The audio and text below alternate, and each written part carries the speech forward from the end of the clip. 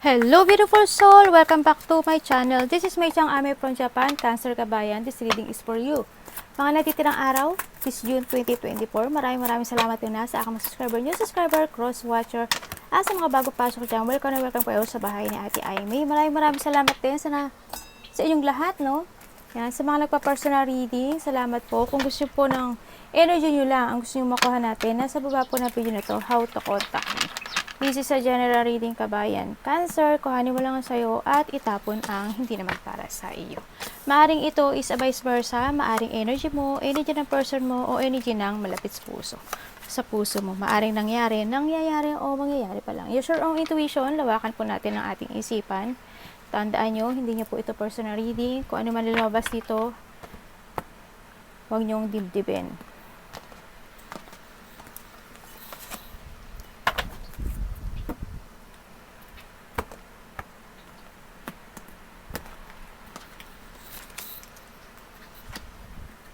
Okay, let's begin. Meron tayo ditong fish, no? Kumbaga, there's a maaring iba dito, magkakaroon ata kayo, nag-iisip kayo ng negosyo.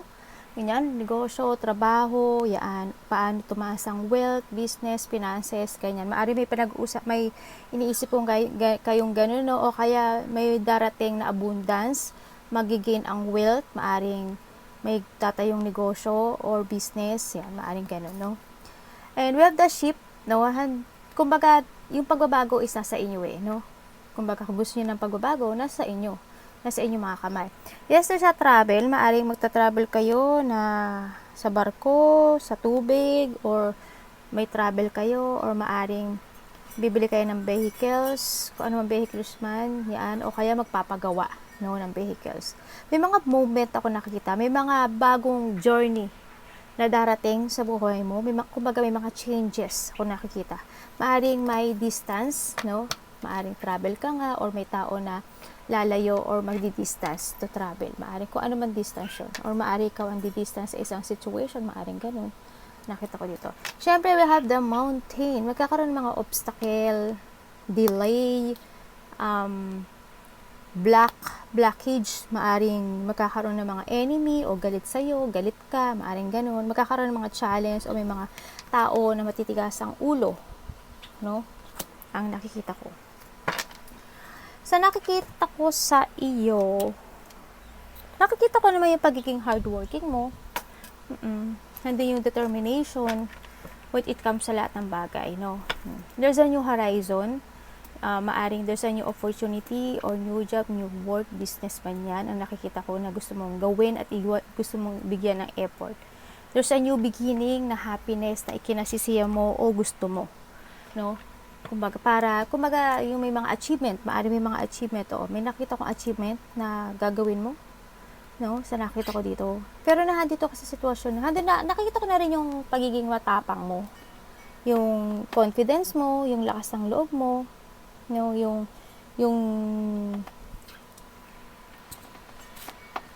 ano mo, yung pagiging hindi ka nawawal, ano yun? Tawag dito?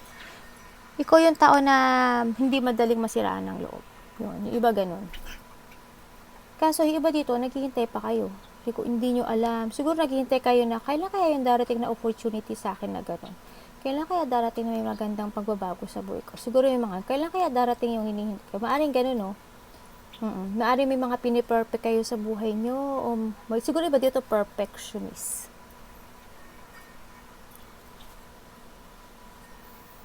Siguro may mga pinapractice kayo na talent, may mga dinidevelop kayo na skills, yan, maaring gano'n, no, sa iba. Maaring iba dito, onino pang action, yan, maaring naghihintay pa kayo ng sign, na ang daming questions sa sarili, nagkakaroon ng dissatisfaction kung saan ka meron sa ngayon, o baka sa mga decisions in life, no? Yan, maaring ganun. And then, nakikita ko, nasaan ka man ngayon, pagod ka na. No? Naghihintay ka ng opportunity, no? Ng bagong opportunity sa buhay. Maaring love life sa iba, or pagkakapirahan, or trabaho, ganyan, or pera sa iba. Nakita ko dito, iba nga dito, yes, may departure ako na nakikita dito, no? Maaring iba dito may travel o naghihintay na lang kayo, may hinihintay na lang siguro. Tingnan nga natin.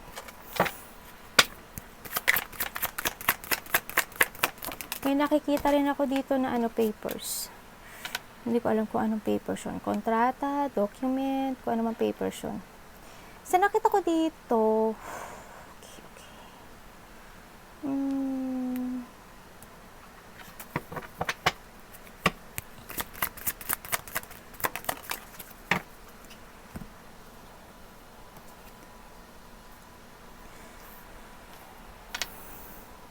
May naaalala kayo sa nakaraan? Nagkaroon ng rejection in the past? Maaaring may naalala kayo sa nakaraan na ibinigay nyo at binuhos nyo yung buong effort nyo sa sitwasyon na yun. Maaaring sa trabaho, sa love life, ganyan. Sa anak, o kung ano man to, no, nakita ko. Kasi nakita ko yung emotion. No, siguro nare-remanizing mo yung sitwasyon na to sa nakaraan. Nakita ko yung lungkot mo, no, dito, na parang, hindi ko alam kung nanghinayang ka ba, or bakit ganun nangyari, parang something. Kasi in the past, nakita ko masaya. Nakita ko masaya naman. And then, may tao na may sakit. Yung mga iniisip ko gabi-gabi, Iba yung taong may sakit ako nakikita. Baka may sakit ka. May sakit ka ba? Iba, baka sumakit yung ulo mo, o kaya paa mo, ganyan, no. Kung may nararamdaman na kayo, mapa-check up kayo, no. In the past, nagkaroon talaga ng mga sadness, ano. May mga nawala, ganyan. And then, nahandoy yung nagkaroon ng battle thought, loss, yan. Kumbaga, nahandoy yung part na maaring may nambuli sa'yo sa trabaho, maaring binuli ka ng mga kaibigan mo, ng karelasyon mo, yan, no. Magkaroon ng mga betrayal, paghihiwalay sa iba, nagtaasan ng ego, may competition, ako nakikita, may agreement, ako nakikita. Nagkakaroon ng blockage sa'yo, no, na kailangan desisyonan. Aggression, hostility, na intimida, no, na nakita ko in the past. And syempre, sinabi to, something must be let go. No, you need to give effort and to make a decision, no, sa nakita ko to. This is a time to make a new horizon sa buhay mo. Siguro this is a time na mas mahalin mo na yung sarili mo, mas maging importante na yung sarili mo, pahalagaan yung sarili mo, yung mga ganun. Kailangan mo maging masaya.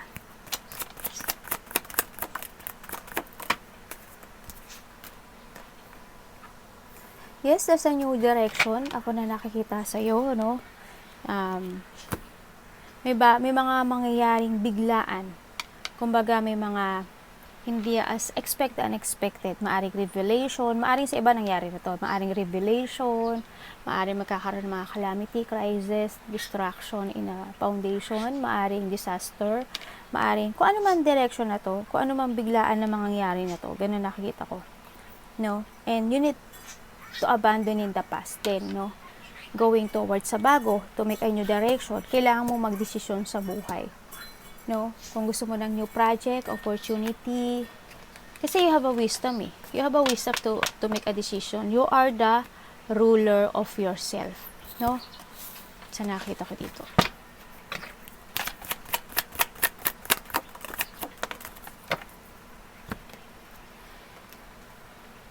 Nakikita ko rin dito na may mga magaganap na pagbabago sa buhay mo.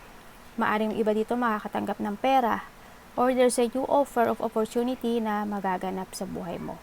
Matatapos na rin ang mga problema, stress, struggle, pag-aalala, responsibility, and yun nga, nakikita ko naman na pagpapahalaga sa sarili, no? Sa nakita ko dito. May mga gagawin ka daw na pinag-iisipan para maging masaya. Maaring, nakita ko. Siguro, kailangan din ng pag-iipon ng pera, no? Sa nakita ko sa inyo. Kailangan din daw mag-ipon ng pera. In the past, sobrang andami nag-backstab sa'yo, no? So, in the past, sobrang andaming naging stress, andaming, kumbaga, ginago ka, inabandonahan ka, handun yung nagkaroon ng violence, and then, mga deep umon na nakita ko dito. naghanap ka talaga ng tamang direksyon sa buhay mo, no? Sa nakita ko dito. Yung sadness, tsaka pain, ano? Kumbaga, may nagtapos naman eh. And nakita ko naman, intapas gano'n nangyari sa'yo eh, no? Kumbaga, nahandin yung betrayal, nagsisi ka, may pagkakapagsisisi, maaaring may mga umatake or nag-rock bottom, no? Nagkaroon ng mga, ano, chiropractic care, no? O may mga tao na kailangan ata ng alaga. Ang nakikita ko dito, kailangan atang alagaan yung katawan. Yun na nakita ko, likod, something ganun. Parang bandang likod ang nakikita ko doon. Kailangan ata, baka may sakit kayo sa ano, no? Yung iba, hindi siguro kailangan. Siguro may sakit kayo sa, parang, ano ba yung sa likod? Yung bone na nasa likod, yung ganyan. Backbone ba yun? Spinal cord. Ano ba yun ate? Parang tanga-tanga. O syempre, ang tagal na yun, diba? Hindi na tayo nag-aaral. Yun na nakita ko. Siguro may tao na ganun eh. May tao na kailangan ata ng care. No?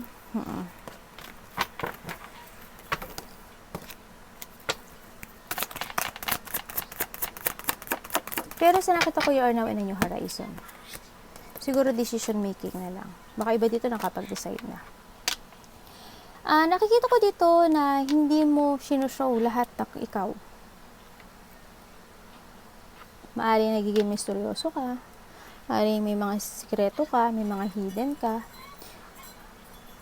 or vice versa. Ito, no? Kasi hindi naman tayo lahat pwede natin i-show at pwede natin sabihin sa ibang tao eh. Kailangan din natin ng privacy. No? Sa nakita ko dito.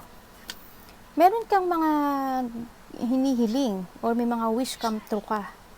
Yes, maiba dito, ano kayo? Ibig sabihin yung iba sa inyo, may new love. May mga biglaan kayong nakilala na new person.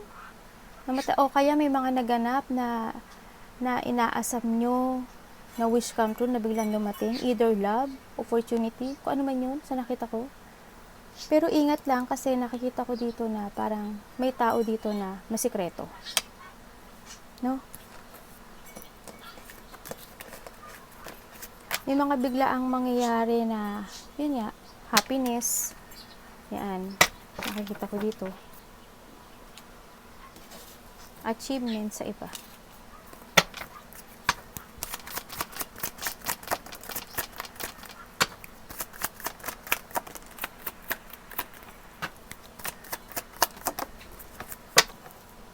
Ay, naku po. Okay. Iba dito nagkakaroon kayo ng ano, siguro may tutulungan kayo or siguro yung may mga sitwasyon ako na nakita nagkakaroon kayo ng self-doubt, regret, na may mga sitwasyon na nag-fail. Maaring mga na-disappoint sa mga choices or may mga naging outcome na na-disappoint kayo. May moving home ako na nakikita. No? May lilipat ba ng bahay? May pabalik. Then, may blockage, ano? Kumaga you're holding on the past. Nawala ng plano, nalalack of confidence, na panghihinaan ng loob, frustration. Then, nakikita ko dito na imbalance. Yung iba, naguguluhan eh. May mga sitwasyon na nagiging overcommitment ka. Halimbawa, isip ka ng isip ka ng isip, overcommitment yun. Ikaw lang ang may stress. May mga halimbawa sa isang relationship, na halimbawa, hiwalay na kayo, ganyan. Kumaga, iniisip mo pa rin siya, na overcommitment ka. Basta kung anong overcommitment na yun, kayo na nang maghanap sa buhay. Ang dami yung energy. Yun na nakita ko. Nagkakaroon ng overextending sa ibang sitwasyon. Iba dito, hindi stable ang buhay. Maaring sa pera, nagkakaroon kayo ng problema sa pera, nagkakaroon kayo ng problema sa business nyo, sa trabaho nyo. Yan. Nagkakaroon ng gulo o away o magulo ang isip mo. Ganyan nakita ko. Nagkakaroon ng poor resources management. Maaaring nagkakaroon ng problema. Maaaring naghihintay na lang talaga kayo ng senyales, para to move on, Sa nakita ko dito, naghihintay na lang kayo ng mga pagbabago sa buhay nyo.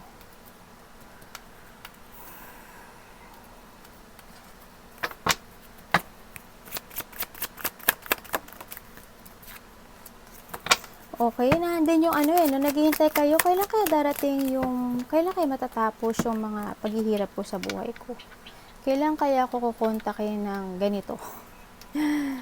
Parang ganun sabi. Kailan ako magkakaroon ng clear path, positive destination? Well, nasa sa'yo yun, ano? Kung gusto mo magdesisyon, nasa sa'yo yun. Yan. Ikaw ang gagawa noon. No? Ikaw ang magdesisyon ng... Kasi, meron yung iba dito, you have an ability na to growth eh. Halimbawa, magtatayo ka ng business mo. Kahit saan ka ilagay, kaya mo. Kaya mong lumago. Yung iba hindi kayo lahat. Yung iba ang nakikita ko. Kasi ang dami yung energy. Sana energy nyo ang nakukuha ko. Yun. Nandito kayo sa part na ang daming question na nangyayari. Self-questioning. Kailan ba ako, kailan kaya magkakaroon ng pagbabago, kasiyahan, sigla, completement, may nakikita rin ako dito na kontrata, papers, pag-uusapan ata. Hindi ko alam kung ano yun. Maaring iba dito, opportunity, trabaho, business, something ganun nakikita ko. Pero siguro pag-iisipan nyo or iniisip nyo na sana may dumating na pagbabago sa buhay. Naghihintay kayo ng sigla, enlightenment, satisfaction.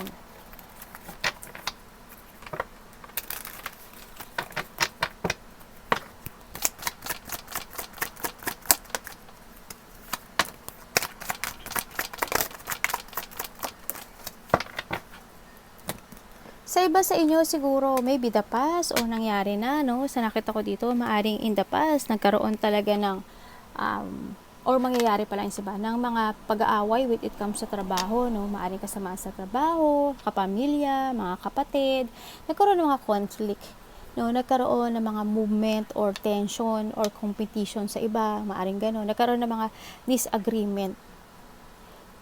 Nagkaroon ng mga aggression, struggle, o kaya nagkaroon ng mga nagtaas ng mga ego. Yan, nagdepensahan. Maaring nagkaroon ng lack of control, cooperation sa iba. Maaring may nag-away, nang dahil sa pera, nang dahil sa territorial. Maaring ganun, no? O dahil sa idea for something ganun, no? O kaya naman, siguro sa iba, tapas na to. Sana tapas na sa iba. Yun ang nakita ko dito. And then, siguro sa nakita ko dito, medyo naguguluhan ka. Iba dito, naguguluhan kayo sa mga sitwasyon nyo. Kasi gusto mo ng beginning eh. Actually, gusto mo ng beginning. Kahit saan ka ilagay, kaya mo. No? Action lang siguro at tiwala sa sarili ang nakita ko. Kung ano may mga nangyari sa nakaraan, you need to learn. No? You need to learn. Kailangan may matutunan ka. This is a time to make a new beginning sa buhay mo. Be creative, tiwala sa sarili, and you have a power or skills to manifest something to make it happen. No? So, nakita ko dito. Kung ano man opportunity na to, siguro you need to focus and you need to give effort dito sa sitwasyon na to.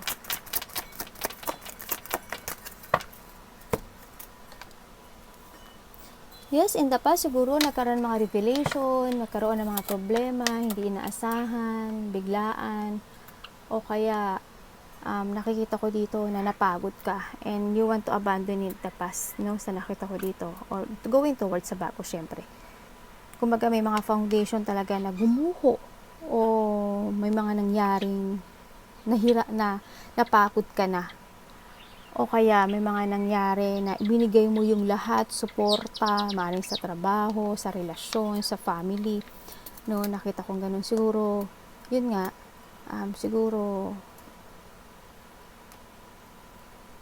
nahandito na kayo sa sitwasyon nyo ngayon na you are focusing na to reach your goal. No, sa nakikita ko dito.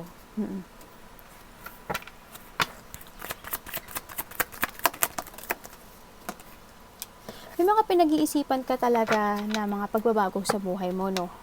Yan, basta wag ka lang tusuko and keep moving to reach your goal. Yan, nakakita ko dito na kailangan din ng movement. Nakita ko, and more give effort, syempre. More give effort. Hindi ko alam kung in the past o sa ngayon, maaring may sumakit yung tiyan, bandang tiyan. Ay, my God.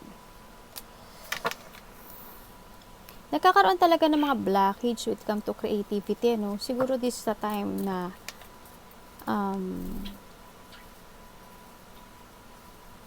sumunod ka na sa ano ba to? Sa gusto mo.